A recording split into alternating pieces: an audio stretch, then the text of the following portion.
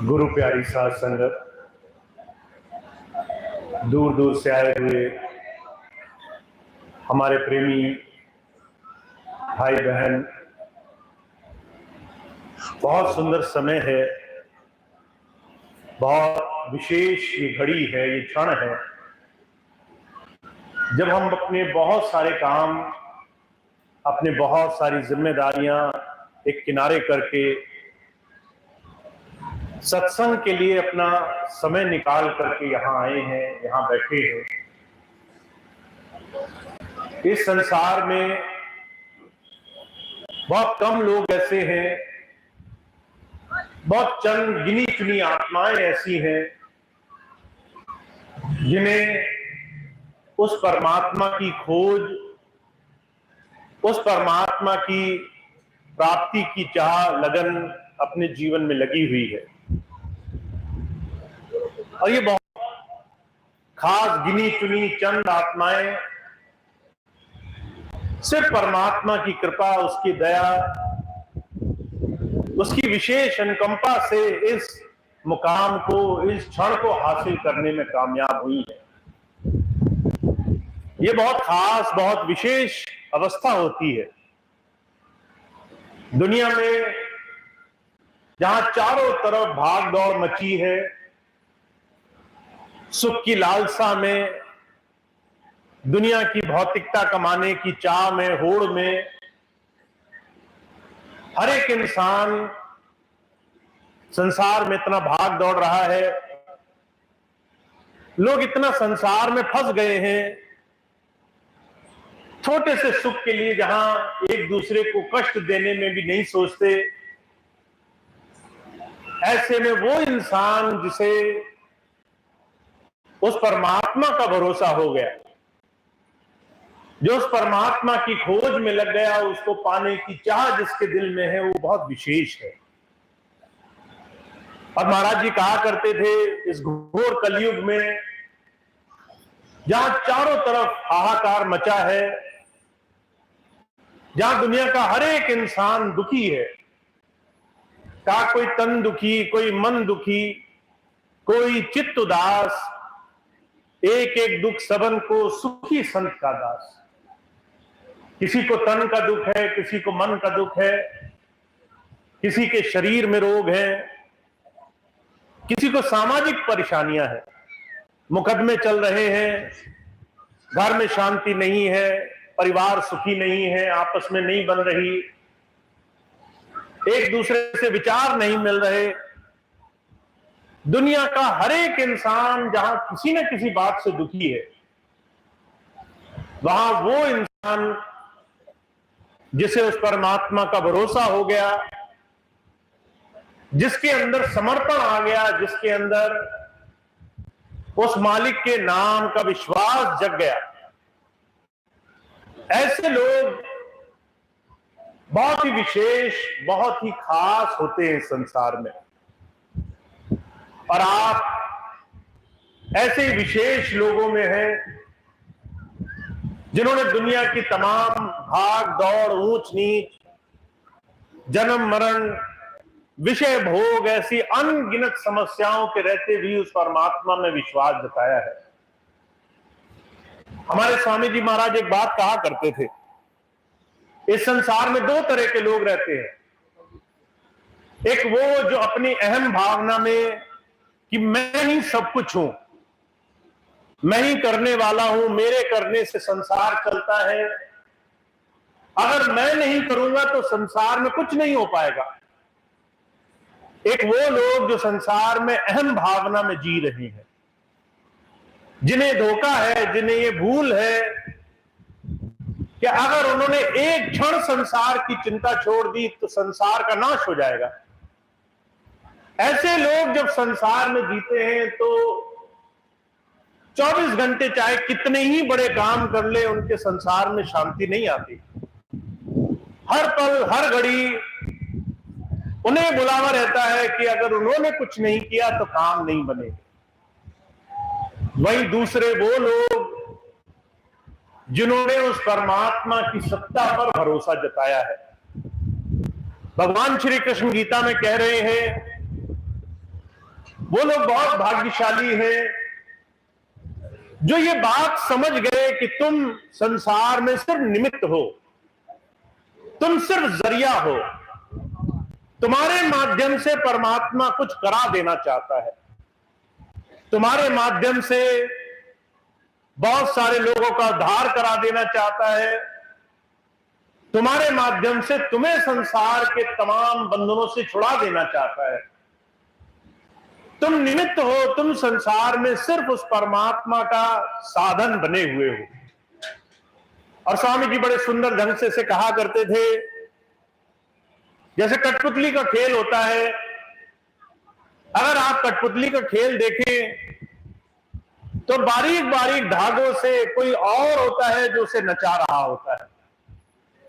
जब हम दूर से खेल देखते हैं तो हमें बड़ा आश्चर्य होता है, ये कठपुतलियां कैसा सुंदर नाच रही हैं, पर जब आप नजदीक जाते हो, जब आप उस कठपुतली को नचाने वाले डोर से बंधे उन हाथों को देखते हो कि कोई और है जो नचा रहा है, जब आपकी वो नजर बनती है, जब वो दृष्टि बनती है, जब आपको संसार में करने वाला दिखने लग जाता है कि कोई एक ऐसी शक्ति है जो संसार को चला रही है, तो आपकी चिंता, परेशानियां, आपके संसार के कष्ट, आपके संसार की फिक्र सब मिटने लग जाती है।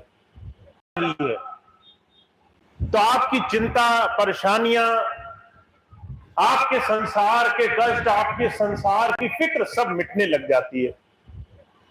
ये वो साधन है जो संत हमें देने के लिए आता है, हमारी नजर बनाने के लिए आता है।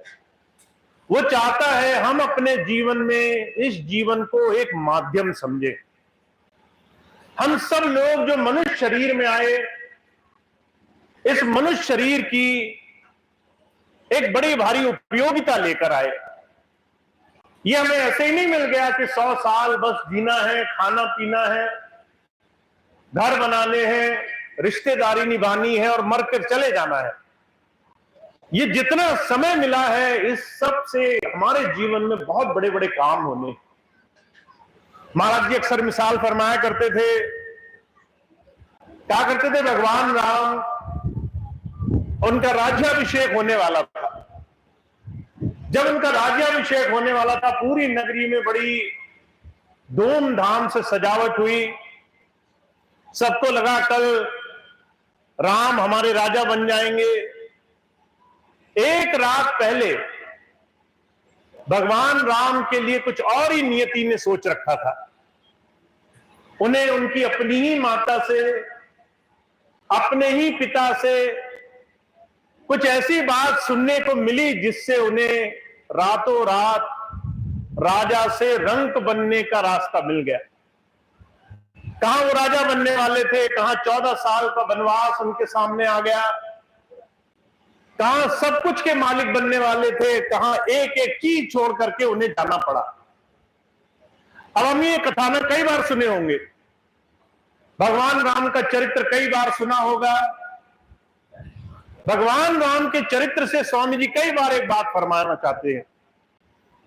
जब संसार में अवतारी पुरुष आए, जिनके अंदर परमात्मा बैठ करके काम करता रहा, आप उनके जीवन को देखो। उन्होंने भी अपने जीवन काल से, अपने अनुभव से हमारे सामने एक उदाहरण रखा है। कहां वो राजा बनने वाले थे, कहां 14 वर्ष का वनवास हुआ। वनवास देने वाला भी कोई शत्रु नहीं था, अपने ही घर के लोग थे। किसी न किसी स्वार्थ के कारण, किसी न किसी भोग के कारण, किसी न किसी लालच के कारण, किसी न किसी इच्छा के कारण उन्होंने जो चाह रखी, उसका मान भगवान श्री राम ने रखा। और जब मान रखा तो 14 साल वो वनवास रहे। प्रजुर कहा करते थे, अगर आप संतों महापुरुषों की दृष्टि से देखो, भगवान राम अगर उन्हें वनवास नहीं होता तो तरह तरह की आतंकी शक्तियों का नाश नहीं होता, बुराई नहीं मिटती संसार से, रावण जैसे राक्षस का अंत नहीं होता, अनगिनत श्रद्धालुओं का, अनगिनत भक्तों का, अनगिनत तमाम ऐसे जीवों का जीवन में उद्धार नहीं होता, जिन्हें उद्धार करने के लिए ये माध्यम उस परमात्मा ने बनाया उन्हें। जब हम संसार में जीवन के सुख और दुख में अपना जीवन जीते हैं, और जब तक हमें गुरु नहीं मिलता, संत नहीं मिलता, जब तक हमें नाम नहीं मिलता, तब तक हमें यह नहीं समझ में आता हमारे जीवन में सुख और दुख क्यों आए हैं। सुख और दुख के पीछे परमात्मा हमसे क्या कराना चाहता है। हुजूर कहा करते थे, अगर आपने संतों का सानिध्य पा लिया तो आपको एक बात समझ में आ जाएगी। संत जो भी संसार में काम करता है या कराता है, ये जो भी हम उसके सानिध्य में बैठकर अपने जीवन को समझ पाते हैं, वो ये बात है कि हमें संसार में तरह तरह से अपने जीवन और अपने जीवन से दूसरे के जीवन में एक बड़ा सुंदर आदर्श प्रस्तुत करना है। हम अपने जीवन से, अपने अपने आचरण से ही दूसरे को सिखा सकते हैं। इसके अलावा संतों का कोई और काम नहीं होता। महाराज जी बड़ी सुंदर एक मिसाल फरमाया करते थे। महाराज जी ने जब देहरादून में हरिद्वार के नजदीक एक बहुत बड़ा आश्रम बनाया, उसका नाम मानव केंद्र रखा। मानव केंद्र रखने का उनका उद्देश्य यह था कि जो भी सत्संगी आएंगे वो 10 दिन, 15 दिन, महीने भर रुकेंगे, ध्यान करेंगे, अपने जीवन, अपने बाहरी भौतिक जीवन थोड़ी देर के लिए अलग होंगे और ये समझ जाएंगे कि हमारे जीवन की जो सबसे बड़ी धरोहर है, इस मनुष्य जीवन का निर्माण करना है। हमें इस मनुष्य जीवन में उस परमात्मा की धाराओं के साथ जुड़ जाना है, अंतर इस परमात्मा का दर्शन पा लेना है। पर जो लोग सिर्फ बाहर से महाराज जी से जुड़े, वो आश्रम से जुड़ गए। कहने लगे महाराज जी ने भूमि खरीदी, आश्रम बनाया, महाराज जी का आश्रम महाराज जी के बाद रहा नहीं रहा। पर जब जब संत आए, उन्होंने आध्यात्मिकता को, संत मत को, साधुता को बड़ा सरल बनाया है। और साधुता क्या कहती है? संत मत ये कहता है, तुम्हारे अलावा, अपने जीवन के निर्माण के अलावा जीवन में और कोई भी चीज जिसको आज हम संसार में कर रहे हैं, वो सारी चीज धर्म नहीं है। अपने आप का निर्माण करना, आचरण का निर्माण करना, अपने विकृतियों और बुराइयों को निकालकर जीवन अच्छा बनाना, ये परमार्थ की सीढ़ी है। इस दिशा में संत हमें ले जाने के लिए आता है। हमें अपने जीवन में इस कर्म बंधन से छुड़ा देना चाहता है। अब इसको करने के लिए हमें क्या करना पड़ेगा? हमारे जीवन में 3 ऐसे आयाम हैं जिस पर हमें काम करना पड़ेगा। हमारे शरीर के अंदर 3 ऐसी शक्तियां हैं जिसको हमें अपने जीवन में गुरु की शरण में आने के बाद साध लेना चाहिए। पहली चीज जिसका हम सब लोग बहुत ज्यादा ज्ञान रखते हैं, वो है शरीर। शरीर के स्तर से हम संसार में बहुत ज्यादा जागृत है। अगर आप किसी को देखें, लोग शारीरिक रूप में बहुत ज्यादा व्यस्त हैं संसार में।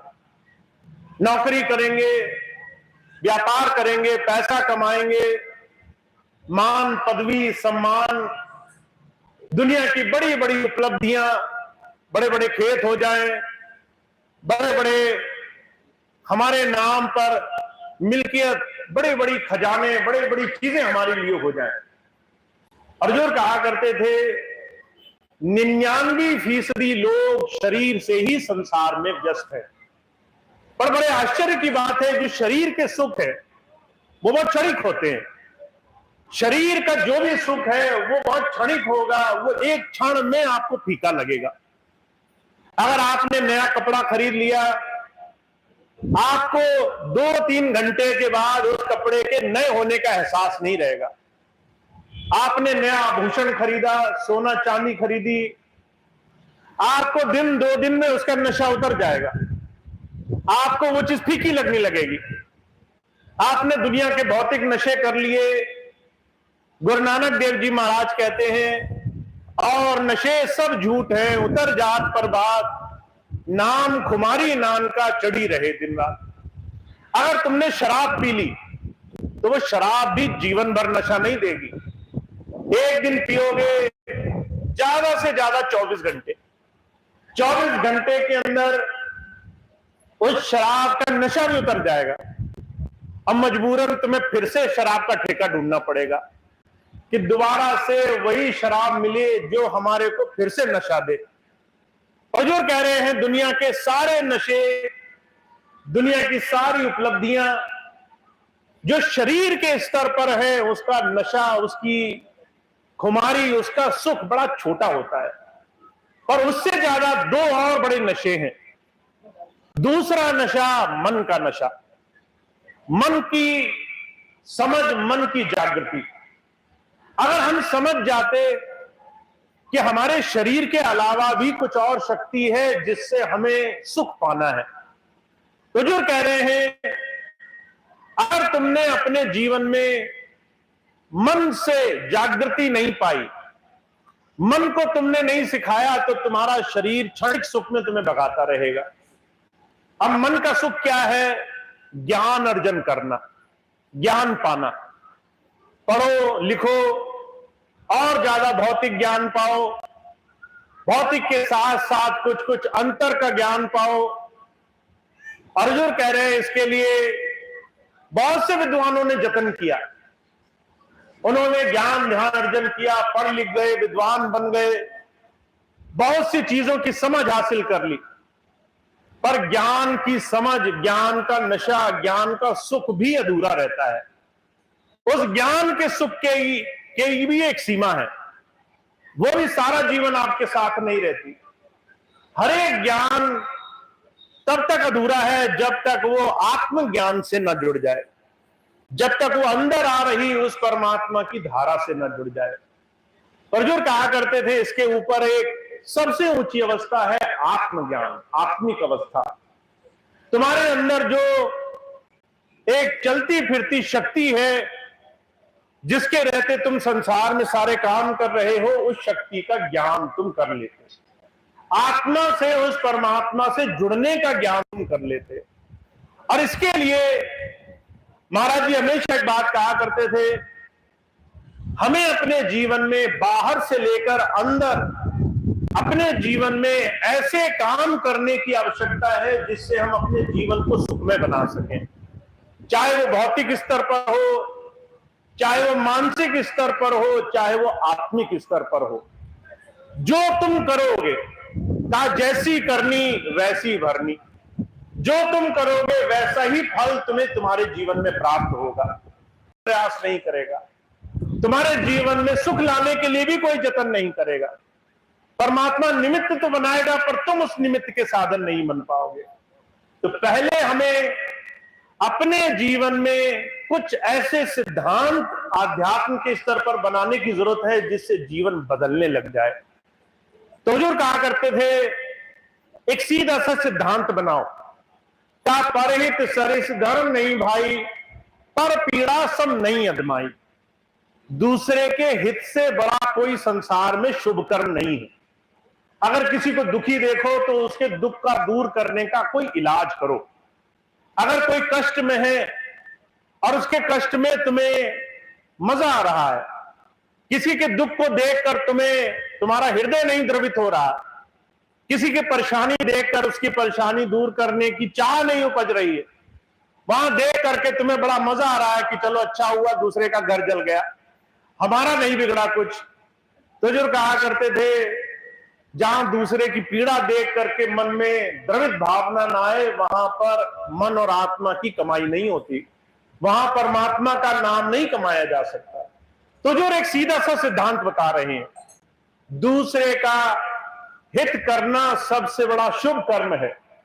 और कहा दूसरे की पीड़ा देख करके अगर तुम उस पीड़ा का इलाज न ढूंढो तो जो है तुम चाहे कितने ही अच्छे वेशधारी हो, तुम्हारे जीवन में वो अच्छाई आएगी नहीं।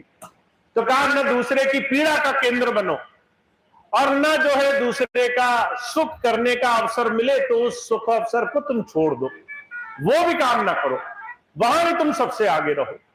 तो हुजूर कहा करते थे जब हम जीवन का सिद्धांत थोड़ा सा सेवा से जोड़ देते हैं, जब अपने जीवन में अपने साथ साथ दूसरों के लिए भी कुछ करने के लिए जीवन जीना शुरू कर देते हैं, जब अपने जीवन में से हम सत्संग, सेवा, साधना, इस संतों महापुरुषों की धरोहर को जीवन में लाने लग जाते हैं, हर रोज इस पर जीवन जीना शुरू करते हैं, तब हमारे जीवन में जीवन की सबसे सुंदर धरोहर हमें प्राप्त होती है।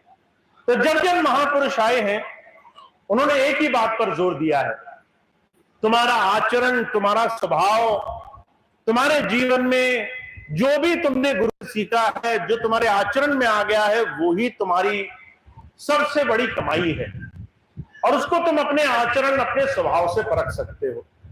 तो वो जो नामदाली है, जिन्होंने गुरु से दीक्षा ली है, उनके जीवन में अगर आपको ये परिवर्तन दिखाई दे तो समझ ले वो बहुत भाग्यशाली हैं। उन्होंने अपने जीवन में एक बहुत बड़ा काम करना शुरू कर दिया। उन्होंने मानव मात्र की सेवा में जीवन जीना शुरू कर दिया। उन्होंने स्वार्थ से हट करके परमार्थ के लिए जीवन जीना शुरू कर दिया। अब वो सिर्फ अपने लिए नहीं जी रहे, वो सिर्फ अपने आप को परमात्मा का निमित्त मान रहे हैं, सबके लिए, सबके सुख के लिए, सबकी पीड़ाएं दूर करने के लिए अपने तन मन, अपनी आत्मा से अपने जीवन को उस दिशा में चलाने वाले हैं।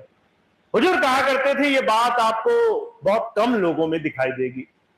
महाराज जी एक मिसाल फरमाया करते थे, एक सेठ जी थे। सेठ जी जो है जब अपने घर से थोड़ा दूर गए तो जो है उस रात को एक घटना घटी। जब घटना घटी तो एक आदमी दौड़ता दौड़ता आया, सेठ जी को ढूंढता हुआ सेठ जी के पास आकर कहने लगा, सेठ जी घर में आग लग गई।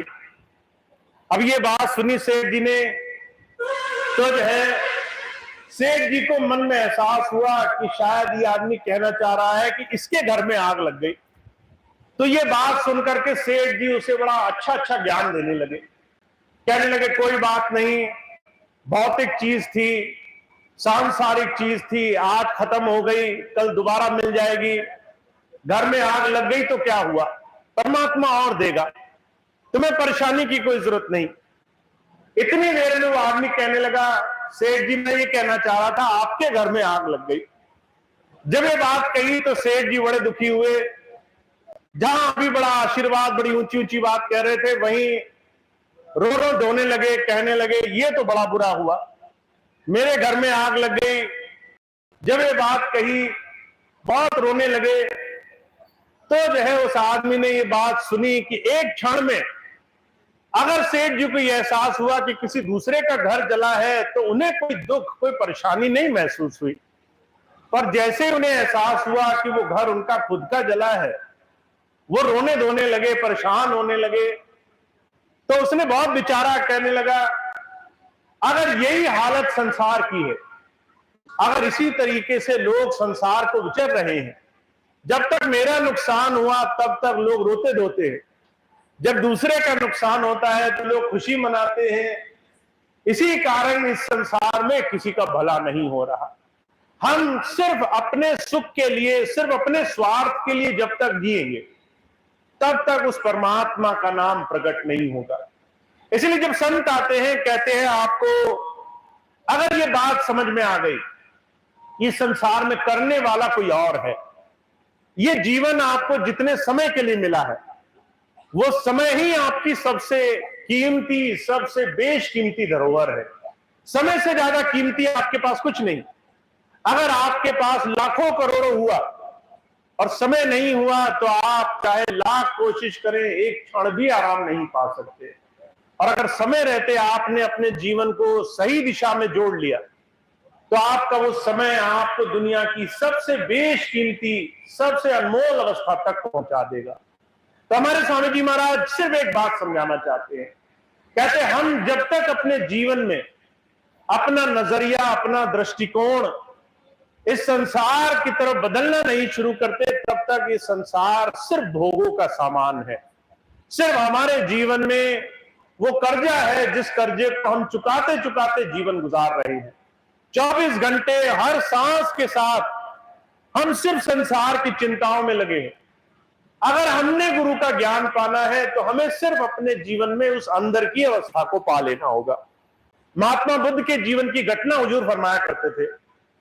महात्मा बुद्ध ने बहुत सारे शिष्यों को ज्ञान दिया, तो उनकी एक छोटी सी आदत थी, वो अपने पास रख करके हर रोज तरह तरह के साधन कराया करते थे। जिसे नाम लिया तो उसको बहुत सारे नियम पालन करने पड़ते थे।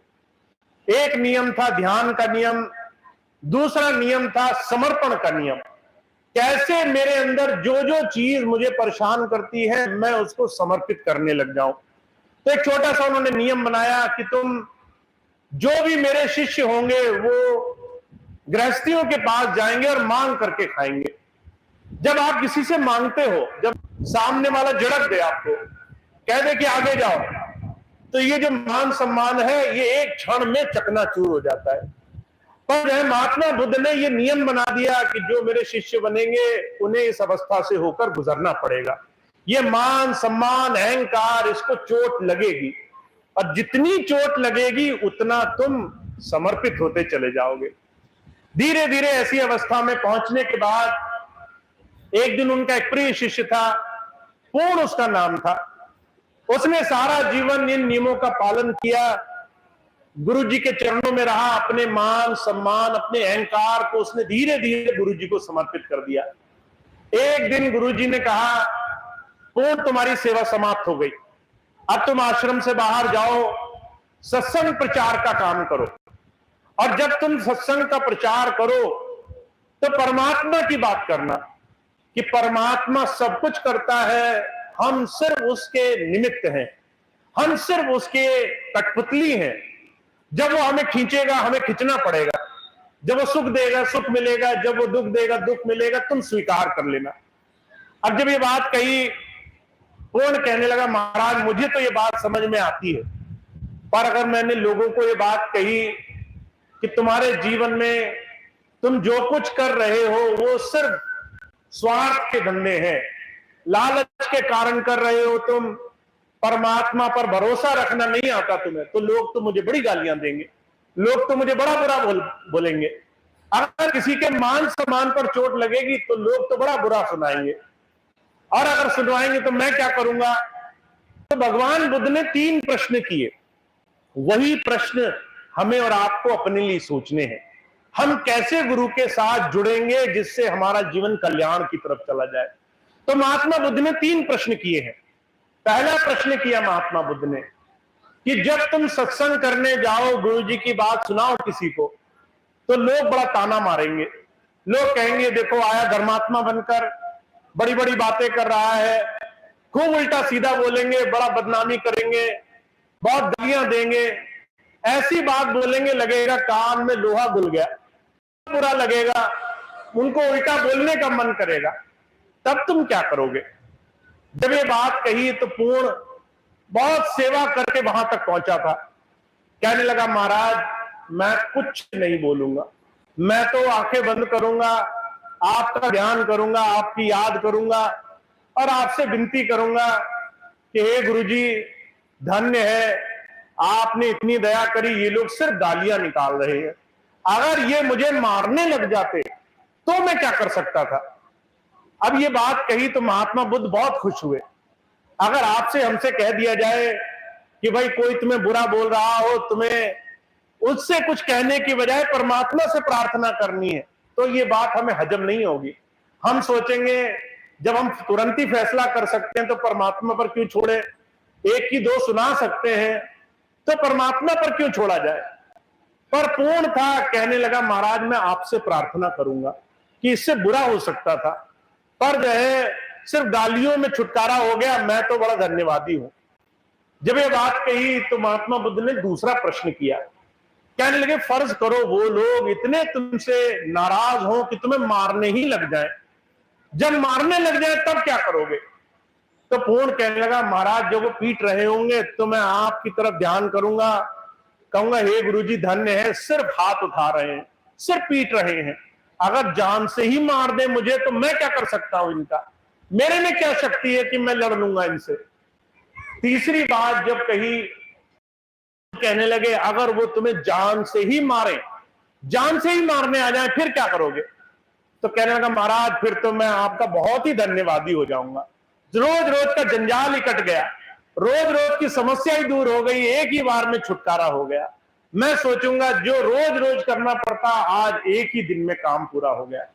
जब ये बात कही तो महात्मा बुद्ध बहुत खुश हुए, कहने लगे पूर्ण अब तो कोई तुम्हें मार नहीं सकता, कोई तुम्हें जलील नहीं कर सकता, अपमानित नहीं कर सकता, कोई तुम्हारे शरीर को कष्ट नहीं दे सकता, क्योंकि तुमने निर्भय पद प्राप्त कर लिया है, तुम सबसे ऊपर। कोई तुम्हें जलील नहीं कर सकता, अपमानित नहीं कर सकता, कोई तुम्हारे शरीर को कष्ट नहीं दे सकता, क्योंकि तुमने निर्भय पद प्राप्त कर लिया है, तुम सबसे ऊपर उठ गए हो, तुम्हारा भय चला गया है, तुम्हें न कोई बुरा कह सकता है, न तुम्हारे शरीर को कष्ट दे सकता है, यहां तक कि मौत भी तुम्हारे प्राण नहीं ले सकती, क्योंकि न तुम्हें मृत्यु का भय है, न मान सम्मान की पीड़ा है, न शरीर की परवाह है। अगर तुमने ऐसी अवस्था पा ली है तो तुम कहीं जाओ, कुछ भी करो, तुम हमेशा विजयी रहोगे। तो हुजूर कहा करते थे संत हमें इसी तरीके से विजयी बनाने के लिए आते हैं, तुम्हें मान सम्मान से ना कोई ठेस पहुंचा सके, तुम्हें शरीर का कोई दिखावा ना दिखा सके, मौत तक तुम्हें ना डरा सके, तुम्हारे अंदर ऐसी परमात्मा की शक्ति विद्यमान हो, तुम इतना उससे जुड़े हो कि दुनिया की ये मान बढ़ाई, दुनिया का लेन देन, दुनिया की धन दौलत सब फीकी रह जाए, सब झूठी रह जाए। पर ये होगा कब? जब तुम ये मैं, ये अहंकार छोड़ोगे, जब तुम अपने आप को सिर्फ परमात्मा का निमित्त मानोगे, करने वाला वो है, तुम सिर्फ जरिया हो, तुमसे जितना वो कराएगा उतने तुम्हें करना पड़ेगा, तुम अगर उसके निमित्त बन जाओ। हुजूर कहा करते थे एक बहुत सुंदर अवस्था होती है, महाराज जी कहा करते थे जैसे पानी होता है, पानी का अपना कोई आकार नहीं होता, पानी को अगर आप गिलास में डालो वो गिलास का आकार ले लेता है, उसे आप जमीन में डालो वो फैल जाता है, उसको आप गर्म करो वो गर्म होकर भाप बन जाता है, उसे अगर आप ठंडा करो उसकी अवस्था बदल जाती है। ऐसे ही अगर हमने अपना समर्पण भाव रखा, अगर हम उस परमात्मा का भरोसा समझ गए, अगर हम समझ गए कि संसार में हमें बहुत ऊंचे ऊंचे काम करने के लिए भेजा गया है, तो हमारा जीवन हर रोज अभी इस क्षण से कुछ और हो जाएगा। हमें संसार में सारे काम करने के साथ साथ उनसे मुक्त की अवस्था प्राप्त हो जाएगी। इसीलिए हुजूर क्या कहते हैं, कहते जैसे जल में कमल निरालम मुर्दा ए निशाने, सूरत शब्द भव सागर तरिए नानक नाम बखाने। कहते तुम्हें नाम अगर मिल जाए, तुम नाम से अगर जुड़ जाओ, तुम अगर नाम में अपनी आस्था टिका दो, तो तुम जीते जी मुक्त हो जाओगे, तुम्हें मरने का इंतजार नहीं करना पड़ेगा। कैसे मुक्त हो जाओगे? दो उदाहरण दे रहे हैं। कहते जैसे कीचड़ में कमल होता है, तालाब में जहां सबसे ज्यादा गंदगी होती है वहीं कमल का फूल खिलता है, पर जो है इतनी गंदगी के बाद भी उसकी पंखुड़ियों पर एक लेश मात्र भी गंदगी नहीं टिकती। कहते ऐसा सत्संगी को हो जाना चाहिए, दुनिया में रहो भी और दुनिया के प्रभाव से मुक्त भी रहो, लोग तुम्हें कुछ भी कहें और तुम उनसे असर से खाली रहो, उनसे आजाद रहो, दुनिया चाह करके भी तुम्हें दुख न दे सके। फिर दूसरा उदाहरण दे रहे हैं, कहते जैसे जल मुर्गा भी एक पक्षी होता है, वो जल में रहता है तो जल का रहता है, जब जल से बाहर निकलता है तो उसके शरीर पे पानी की बूंद एक लेश मात्र भी असर नहीं डाल सकती, वो जैसे ही जल के अंदर जाता है वैसे ही बाहर निकल जाता है, सूखे पर उड़ जाता है। कहते ऐसे ही तुम संसार में लोगों के बीच में हर एक जिम्मेदारी पूरी करो, पर तुम्हारा मन, तुम्हारी आत्मा उस नाम से ऐसी जुड़ी हो कि दुनिया में रहने के बाद दुनिया का प्रभाव तुमसे एक क्षण के लिए भी न जुड़ सके, दुनिया में लोग तुम्हें प्रभावित ना करे, कोई न तुम्हें दुखी कर सके, न तुम्हें दुनिया के सुख प्रभावित करे। पर ऐसी अवस्था के लिए तुम्हें अपने जीवन में निमित्त बनना होगा, अपने आप को उस प्रभु की आस्था से जोड़ना होगा, उस मालिक का भरोसा मानना होगा कि वो परमात्मा है, तुम उसके जरिए संसार में भेजे गए हो, तुम्हें सिर्फ उसकी आज्ञा, उसकी इच्छा, उसकी मौज पर रहना आना चाहिए। तो वो भाग्यशाली जीव होते हैं जिन्हें ये धर्म की सच्ची परिभाषा आ गई है, जिन्हें गुरु नाम से ये बात समझ में आ गई है कि संसार में करने वाला सिर्फ वो परमात्मा है और हमें उस परमात्मा की मौज, उसके भाणे, उसकी रजा, उसकी चाह में रहना आ जाए, हम उसकी इच्छा में रहने वाले बन जाए। तो हमें अपने जीवन में सुंदर अवसर मिला है, आज हम यहां बैठे हैं तो सिर्फ इसलिए क्योंकि हमें उस प्रभु धारा जुड़ना है, हमें भी ऐसे सच्चे सुख के साथ जुड़ना है जो वो 24 घंटे, हर पल, हर घड़ी हमें संसार के प्रभाव से मुक्त रखे। हम घर में रहें, कोई कितना ही हमें परेशान करने की कोशिश करे, हमारा भरोसा इतना पक्का हो अपने मालिक पर कि दुनिया की एक क्षण की परेशानी हमें महसूस ना हो। दुनिया में हजार कष्ट आए पर जो है हमें पता हो ये क्षणिक है, हमें मजबूत करने के लिए आए हैं। कबीर साहब कहा करते थे, गुरु कुम्हार सिख कुंभ है, गड़गड़ काले कोट, अंदर हाथ उभारता बाहर देता चोट। जब कोई कुम्हार घड़ा बनाता है तो कच्ची मिट्टी लेता है और कच्ची मिट्टी को आकार देने के लिए उसको बड़ा ठोकना पीटना पड़ता है। ऐसे परमात्मा भी हमें ठोकता पीटता है, तरह तरह के कष्ट, तरह तरह की परेशानियां, सुख दुख, हानि लाभ, जीवन मरण, यश अपयश, हजारों चीजें मिलती हैं। ये सब उस कुम्हार की ठोकर है, वो ठोक ठोक करके हमें मजबूत बना रहा है। पर कबीर साहब कहते हैं, अंदर हाथ उभारता। अगर हमने वो हाथ देखा है, अगर हम गुरु नाम से जुड़े हैं और हमें पता है वो ठोकर मारने से पहले, चोट मारने से पहले सहारा देता है, वो कुछ हमें निखारने से पहले हमारी अच्छाई का सामान बनाता है। अगर संसार में कष्ट आए तो उसको सहने की शक्ति पहले देता है, अगर परेशानी आई तो उससे निकलने का साधन पहले बनाता है, अगर हमें संसार में कोई परिस्थिति में फंसाया उसने तो उसके पीछे कोई ना कोई हमें आगे बढ़ने की सुविधा पहले देता है। तो हम बहुत भाग्यशाली हैं, इस मनुष्य जीवन में बहुत कुछ पाने का अवसर मिला है। और महाराज जी कहा करते थे कि नजरें बदली तो नजारे बदल जाते हैं, कहा किश्ती ने बदला रुख तो किनारे बदल जाते हैं। अगर हमने अपनी नजर नहीं बदली तो जो है हमें उस परमात्मा का नजारा नहीं दिखाई देगा। अगर हम हर रोज यही दुखी रहे कि हम बड़े परेशान हैं, दुखी हैं, तकलीफ में हैं, हम ही पर सारे कष्ट क्यों आए, तो जो कहा करते थे जब तक नजर नहीं बदलोगे उस परमात्मा का हाथ नहीं दिखाई देगा। तो हमें उसकी दया मेहर देखनी है, उसके लिए नाम से जुड़ना है, उसके लिए उस परमात्मा के नाम से जुड़कर हमें समझना है कि वो परमात्मा हर पल ही हमारी संभाल कर रहा है। तो हम और आप बहुत भाग्यशाली हैं, आज हमें वो अवसर मिला है, हम अपने आप को उस प्रभु के विश्वास से जोड़े, इतना ज्यादा जोड़ें कि संसार की हर एक परेशानी वो जो है बहुत क्षणिक हो जाए, सिर्फ एक सपने की तरह हो जाए। जैसे बुरा सपना आता है, आंख खुलते ही हम उसे छोड़ देते, ऐसे ही हमारे लिए दुनिया की तमाम अच्छी बुरी हर स्थिति उस परमात्मा की दृष्टिकोण के बाद, उसके अनुभव के बाद सिर्फ क्षणिक लगे, थोड़ा लगे और हम उसकी दया मेहर के पात्र बन सके। तो आप और हम बहुत भाग्यशाली हैं, हमें अवसर मिला है, ये दृष्टिकोण, ये परमात्मा की दया जानने का अवसर मिला है। तो उसको जानने के लिए एक छोटा सा आपको काम करना है। जो भी भाई बहन नाम से जुड़े हैं, सत्संग से जुड़े हैं, गुरु की दया मेहर से जुड़े हैं, उनको थोड़ा थोड़ा समय देना है।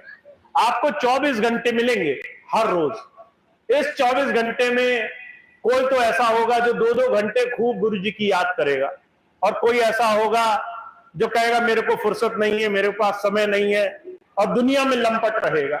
महाराज जी कहा करते थे सबको ही 24 घंटे मिलेंगे। एक होगा जो खूब भजन सिमरन करके पार हो जाएगा, दूसरा होगा जो है उस बात को टालता रहेगा और बाद में बहुत जोर जोर से रोएगा कि मैंने अपना समय बर्बाद कर दिया। तो ये निर्णय आपको करना है कि मेरा हर रोज, मेरा हर दिन, सुबह से लेकर शाम तक, उसमें मैंने नाम लिया कि नहीं लिया, मालिक को याद किया कि नहीं किया। तो जो याद करते हैं, नियम से याद करते हैं, वो बड़े भाग्यशाली होते हैं। तो आप एक संकल्प लीजिए मैं हमेशा एक बात कहता हूं, हमारी माताएं, बहनें, भाई, इस सामाजिक प्रक्रिया में एक बहुत सुंदर व्यवस्था है। हम सभी लोग व्रत करते हैं, उपवास करते हैं। तो जब आप व्रत करते हैं, एकादशी का व्रत करेंगे, नवरात्रि का व्रत करेंगे, माताएं बहनें करवा चौथ का व्रत, तरह तरह के व्रत हमारे समाज में प्रचलित हैं। व्रत में कोई हमारा अनुष्ठान नहीं तोड़ा सकता है। अगर आपने करवा चौथ का व्रत रख लिया कि भूखे रहना है पूरे दिन ताकि पति की उम्र बढ़े, और कोई जबरदस्ती करे कि भाई कुछ मीठा खा लो, कुछ अन्न खा लो, कुछ और खा लो, तो हम लोग इतना दृढ़ रहते हैं कि हम कहते हैं एक अन्न का दाना नहीं खाएंगे, क्योंकि व्रत लिया हुआ है, संकल्प लिया हुआ है। संकल्प के आगे कुछ नहीं, संकल्प ले लिया तो तोड़ना नहीं है। ऐसे ही गुरु नाम के लिए संकल्प लेना होगा आपको। वो संकल्प क्या है कि अगर भजन नहीं तो भोजन नहीं। अगर मैंने अपनी आत्मा की खुराक ध्यान सिमरन नहीं किया तो मैं शरीर को भोजन भी नहीं दूंगा। और महाराज जी बड़ी सुंदर बात कहा करते थे, 3 टाइम खाते हम लोग। अगर आपको एक टाइम जब खाना हो तब आपको याद आ जाए कि मैंने भजन नहीं किया, और आप कहें कि चलो भजन भी नहीं करेंगे, भोजन भी नहीं करेंगे, आप उस टाइम भूखे रह जाओ। फिर दूसरे टाइम भूख लगे, आपको लगे भजन नहीं करेंगे तो भोजन नहीं करेंगे, वहां भी भूखे रह जाओ। 1 दिन भूखे रह लोगे, 2 दिन भूखे रह लोगे, एक समय ऐसा आएगा कि भूख के आगे तुम हार मान जाओगे, तुम्हें लगेगा अब नहीं खाया तो मरना पड़ जाएगा। तो आप भजन के लिए नियमित हो जाओगे। बहुत से भाई बहन ऐसे हैं जिन्होंने महीने महीने भजन नहीं किया, बहुत से भाई बहन ऐसे हैं जिन्होंने पूरा जीवन भजन नहीं किया, नाम ले लिया, नाम ला करके छोड़ दिया। हमारे स्वामी जी महाराज कहा करते थे, बहुत से लोग ऐसे होते हैं डॉक्टर के पास जाते हैं, तकलीफ होती है और डॉक्टर कहता है दवाई भी खाना, परहेज भी करना, ना वो परहेज करते हैं ना वो दवाई करते हैं, और रोज रोज रोते हैं कि तकलीफ तो घटती नहीं। तो स्वामी जी कहा करते थे, गुरु जी से नाम लेना भी दवाई और परहेज दोनों काम करने का साधन है। अगर नाम ले लिया तो रोज भजन करना, और अगर गुरु जी ने परहेज बता दिया कि भाई निंदा, चुगली, द्वेष, बुराई, किसी की जो है बुराई करने से बचना, तो जो है वो परहेज भी करना। अगर आपने ये 2 चीजें संकल्प ले ली कि अगर मैंने भजन नहीं किया तो मैं शरीर को भोजन नहीं दूंगा, तो आप 1-2 दिन में नियमित हो जाओगे। हर रोज भजन भी करोगे, हर रोज साधना भी करोगे, हर रोज गुरु जी की याद भी करोगे। तो इसका संकल्प लो आज अपने मन ही मन संकल्प लो। जिन्होंने नाम ले रखा है और भजन नहीं करते हैं, किसी भी बहाने से टालते हैं कि समय नहीं है, शरीर ठीक नहीं है, काम बहुत है, घर में ये हो गया वो हो गया, उनको आज संकल्प लेना है कि हर रोज थोड़ी देर भजन पर जरूर बैठना है, चाहे कुछ भी हो जाए, चाहे दुनिया इधर से उधर हो जाए। पिछले दिनों मुझे एक बहन जी मिली, कहने लगी भैया जी जब हम किसी न्योते में जाते हैं, शादी पे बुलाया जाता है तो पूरा नियम बदल जाता है, हम अपने घर में नहीं रहते तो पूरा नियम बदल जाता है, कब सोएंगे, कब जागेंगे, कब कहीं कोई रिवाज हो रहा होगा तो भजन कैसे करें। मैंने कहा उस टाइम खाना खाना तो नहीं भूलते होगे, खाना खाना तो याद रहता होगा, सोना जागना भी याद रहता होगा, नहाना धोना भी याद रहता होगा, बस टाइम इधर उधर हो जाता है। हमने 12 बजे खाना था, 1 बजे खा लिया, हमने 2 बजे नहाना था, हम 4 बजे नहाए, हमने सुबह सुबह तैयार होना था, हम थोड़ी देर में तैयार हुए। हम चीजें थोड़ा इधर उधर तो टाल देते हैं पर खत्म नहीं करते। हम किसी भी जरूरी से जरूरी चीज में थोड़ा इधर उधर हो जाते हैं पर अपना नियम नहीं बदलते, पर भजन का नियम हम जरूर बदल देते हैं। तो मैंने उनसे कहा कि भाई चाहे न्योता हो, चाहे शादी हो, चाहे बारात हो, चाहे कुछ हो, जैसे सांस लेना नहीं टालते, जैसे खाना पीना नहीं टालते, जैसे सोना जागना नहीं टालते, जैसे नहाना धोना नहीं टालते, वैसे उस मालिक का नाम लेना भी मत टालो। उसको भी उस दिन उतनी ही शिद्दत, उतनी ही प्रेम भाव से लो।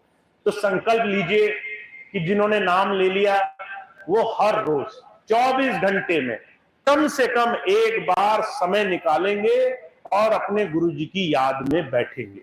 तो आपको ये संकल्प लेना है और अपने लिए ये संकल्प पूरा करने का साधन बनाना है।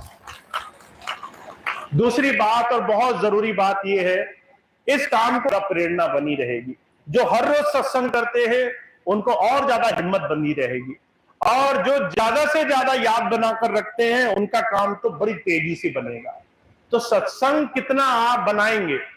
स्वामी जी महाराज ने कहा है, स्वामी शिवदयाल सिंह जी महाराज ने, करो री कोई सत्संग आज बनाए। सत्संग करने वाली चीज नहीं है, सत्संग बनाने वाली चीज है। सत्संग बनाने के लिए तुम्हें भी प्रयास करना पड़ेगा। सत्संग करने वाले को प्रयास करना पड़ेगा, उतना तुम्हें भी करना पड़ेगा। जब तुम अपने घर से निकलते हो सत्संग में जाने के लिए, या समय निकालते हो सत्संग सुनने के लिए, वो तुम्हारा सत्संग बनाना है। तो कितना सत्संग बनाओगे ये भी आपको ध्यान देना है। तो हमारे यहाँ बहुत सारे सेवादार भाई बहन हैं, भाई चंद्र प्रकाश जी हैं, उनके बहुत सारे सहयोगी हैं, बहुत प्रयास करते हैं ज्यादा से ज्यादा गांव गांव में जाके सत्संग करें। आपके घरों में जाएं, आपके पास बैठे, आपके साथ गुरु जी का नाम लें, उस परमात्मा का नाम लें। आपको भी ये सत्संग बनाना है, आपको भी इस सत्संग में सहयोग देना है। मैं हमेशा एक बात कहता हूं, हमारी प्रेमी साथ संगत से सत्संग के लिए कोई भी बाहरी चीज को रुकावट ना बनने दो। आप कहो कि मैं ब्रह्म भोज कराऊंगा, मैं बड़े बड़े भंडारा कराऊंगा, अब क्योंकि पैसा नहीं है इसलिए मैं सत्संग नहीं करा रहा, तो ये भोजन आपके सत्संग में बाधक बन गया। अगर आप कहो कि कोई सत्संग में आएगा तो उसको बहुत बड़े बड़े भोजन कराना जरूरी है, तो उसकी भी आप पाबंदी मत मानिए। अगर आप कहें कि जो है सत्संग के लिए बहुत बड़ी जगह होनी चाहिए, तो उसकी भी पाबंदी मत मानिए। अगर आप कहें कि बहुत ज्यादा संगत होनी चाहिए, अगर 100-50 लोग नहीं होंगे तो सत्संग नहीं होगा, तो उसकी भी पाबंदी मत मानिए। सत्संग के लिए अगर आपने प्रयास किया और उसके लिए 2, 4, 10, 20 भाई बहन हुए, अगर खिलाने को कुछ नहीं हुआ, सिर्फ पानी पिला दिया, सिर्फ मालिक का नाम ले लिया, तो वो सत्संग भी सफल हो जाएगा, वो सत्संग भी सार्थक हो जाएगा। तो आप सत्संग को जितना सुलभ बना सकते हैं, जितना आसान बना सकते हैं, संत मत की धारणा उतनी ही आप समझ जाएंगे। तो खूब सत्संग करो, चाहे 2 लोग बैठे हो, चाहे 4 लोग बैठे हो, चाहे खुद ही करना पड़ जाए, चाहे स्वामी जी की पुस्तक पढ़नी पड़ जाए।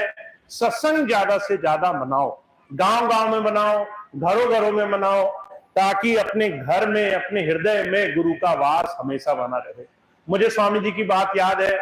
स्वामी जी हमेशा एक बात कहा करते थे, जब स्वामी जी महाराज को हुजूर ने हुक्म दिया कि तुम जाकर के संगत को नाम दो और सत्संग करो, तो स्वामी जी ने ये बात अपनी पत्नी को बताई, माता सुशीला जी को, कि महाराज जी भजन में ऐसा हुक्म दे रहे हैं कि सबको गुरु नाम सुनाओ, सबको सत्संग सुनाओ। तो जो है माता जी बहुत हंसी, कहने लगी तुम्हें कौन जानता है, तुम तो साधारण व्यक्ति हो, कौन जानेगा कि तुम्हारे अंदर बैठकर महाराज जी काम कर रहे हैं। तो स्वामी जी कहने लगे, महाराज जी ने कहा कि ये तुम्हारे सोचने का विषय नहीं है, तुम बस सत्संग करो। और स्वामी जी ने सत्संग करना शुरू कर दिया। स्वामी जी जब सत्संग शुरू किया तो सिर्फ 2 लोग हुआ करते थे, एक स्वामी जी, एक उनकी पत्नी माता सुशीला जी। 2 लोग बैठ करके अपने हुजूर का, अपने गुरु की बात का चर्चा किया करते थे, और महीनों ये सिलसिला चला। 2 लोग सत्संग करते थे, स्वामी जी सत्संग करते थे, माता जी शब्द पढ़ती थी। हर रोज हर शाम को ऐसे ही सत्संग कार्यक्रम महीनों चला। फिर धीरे से एक भाई को किसी की दया हुई, वो आया सत्संग में, वो आके बैठने लगा, 2 से 3 हो गए। फिर धीरे से कोई और आया, 3 से 4 हो गए, फिर 4 से 40 हो गए, 40 से 400 हो गए, 4000 हो गए, 4 लाख हो गए। ऐसे धीरे धीरे हुजूर ने दया करी, जिसको जोड़ना था वो अपने आप आता चला गया, और अपने आप गुरु नाम की महिमा सब तक पहुंचने लगी। तो हुजूर कहा करते थे, जब आप सत्संग करोगे तो आप अपना उद्धार करोगे, अपने साथ किसी अनजान व्यक्ति के जीवन में उसको प्रभु से जोड़ने का साधन दे दोगे। तो सत्संग खूब करना है, ध्यान भजन खूब करना है, और कोशिश करनी है अपने जीवन में नाम धारा से खुद भी जुड़े, और जिसको भी आप सत्संग की धारा से जोड़ सके वो आपके लिए सबसे बड़ी सेवा का अवसर होगा। तो इस बात को जीवन में अपना ले, जिससे ज्यादा से ज्यादा आपको लाभ मिले, ज्यादा से ज्यादा आपको अपने जीवन में गुरु धारा से जुड़ने का पूरा फायदा हो जाए। तो मैं इतनी बात कह के अपनी बात समाप्त करूंगा। आप सभी भाई बहनों का बहुत बहुत धन्यवाद है।